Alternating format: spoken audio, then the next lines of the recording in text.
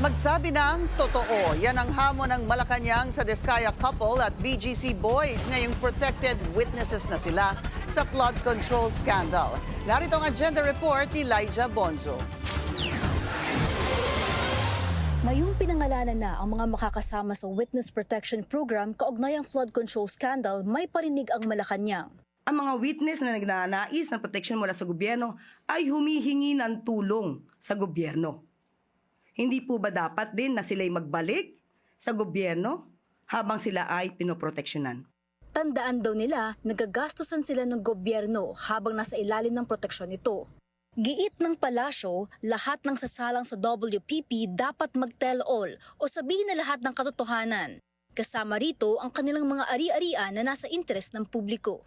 At ang pagsasauli sa mga ito ay isang pagpapakitaan nila ng good faith ng witness.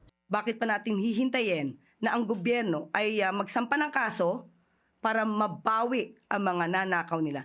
Sa ngayon, wala pang direktiba mula kay Justice Secretary Jesus Crispin Remulla kung ipapasauli ng gobyerno ang mga alleged ill-gotten wealth ni na Henry Alcantara, Bryce Hernandez, JP Mendoza at ng mag-asawang Curly at Sara Diskaya. Para sa agenda, Lyja Bonzo, Billionaire News Channel.